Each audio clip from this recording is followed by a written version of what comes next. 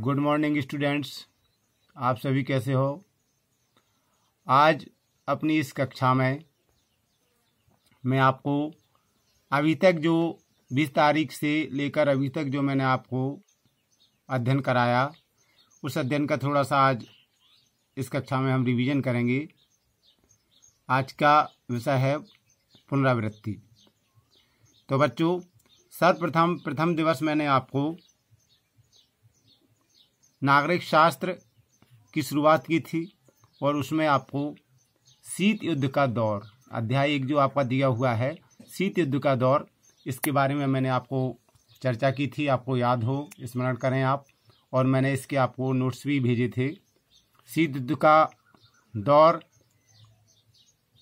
शीत युद्ध का आरंभ कैसे हुआ, तमाम मैंने आपको ये जानकारी दी थी। शीत युद्ध के आरंभ कैसे हुआ, किन कारणों से हुआ, कब हुआ और किन कारणों से हुआ। तो सर्वप्रथम दिवस मैंने आपको बताया था शीत युद्ध का आरंभ, इसके बारे में चर्चा की थी। आज बच्चों और इसके क्रम में आगे बताएंगे। उसके बाद मैंने आपको बताया था शीत युद्ध का अर्थ। शीत युद्ध का अर्थ क्या है, इसके बारे में भी मैंने आपसे चर्चा की थी। फिर आगे बढ़ते हुए मैंने आपको शीत युद्ध की परिभाषाएं बताई। फ्लेमिंग के अनुसार, ग्रीव्स के अनुसार, ये परिभाषाओं के बारे में भी मैंने आपको बताया था। फिर अगला दिन आता है उसके 21 तारीख में 20 के बाद, शीत युद्ध के कौन कौन से कारण थे। इन कारणों के बारे में मैंने आपसे चर्चा की थी, जिसमें सैद्धांतिक कारण थे शीत युद्ध के अर्थ, शीत युद्ध की शुरुआत, शीत युद्ध का अर्थ, शीत युद्ध की परिभाषाएं और शीत युद्ध के कारण। तो इस प्रकार से बच्चों मैंने कारणों के बारे में आपको बताया था। ये दूसरा कारण। तीसरा कारण जो था पश्चिमी देशों के रूस पर आरोप। इस प्रकार से ये तमाम कारण थे। पहला सैद्धांतिक कारण, जो दूसरा था आपका वो पश्चिम देशों का सोवियत संघ के विरुद्ध षड्यंत्र। तीसरा कारण था पश्चिम देशों के रूस पर आरोप।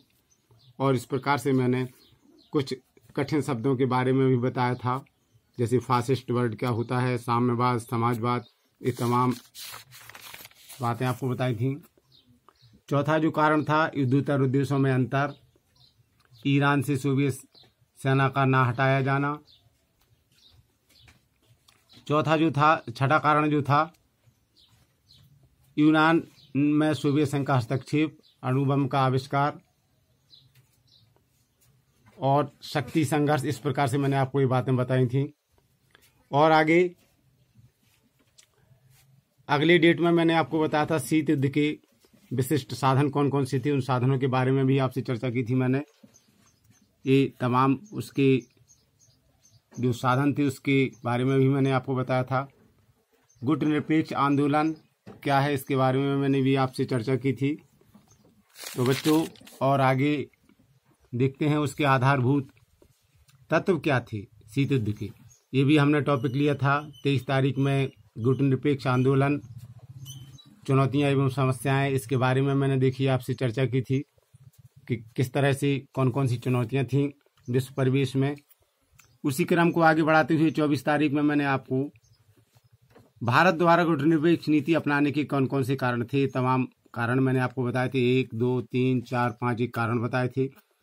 आगे भारत और शीत युद्ध के बारे में परिवेश में पढ़ा था। शीत युद्ध भारत में कैसी स्थिति रही, कितनी दूरी बनाई, किसका साथ दिया भारत ने, किसका नहीं दिया, कौन सी नीति अपनाई, ये तमाम बातें मैंने आपको अपने पिछले व्याख्यानमाला में समझाई थी। 25 तारीख में नई अंतर्राष्ट्रीय आर्थिक व्यवस्था की खोज कैसे हुई और क्या इसका अर्थ है नई अंतर्राष्ट्रीय आर्थिक व्यवस्था का, इसकी क्या विशेषताएं थीं, इस बारे में भी मैंने आपसे चर्चा की थी। ये तमाम विशेषताएं थीं।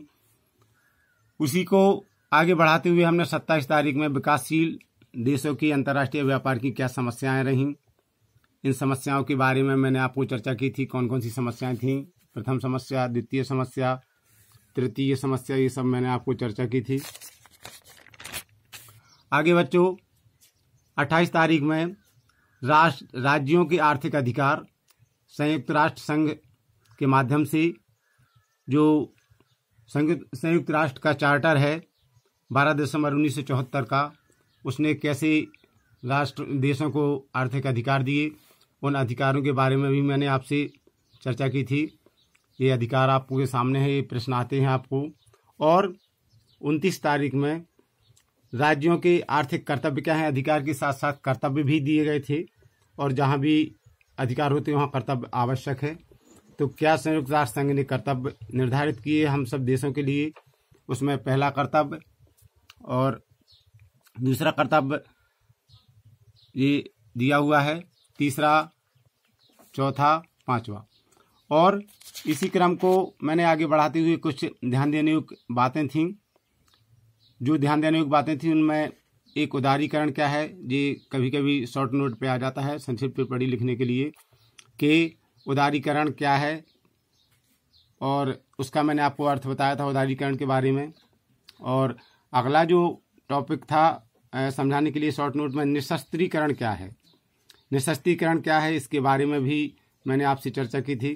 तो बच्चों ये आज के दिन मैंने रिवीजन किया, और अगले दिन मैं जब भी आपके व्याख्यानमाला में आऊँगा तो बच्चों आपको नए पाठ की शुरुआत करेंगे। मेरे द्वारा बताए गए जो भी प्रश्न हैं, मुझे आशा है कि आप नोट लिख रहे होंगे। मैंने बराबर समय समय पर आपको इन नोट्स की कॉपियाँ भी दी, और इस कॉपियों के पे आप अपने नोट्स बना रहे होंगे आप अपनी कॉपी पर।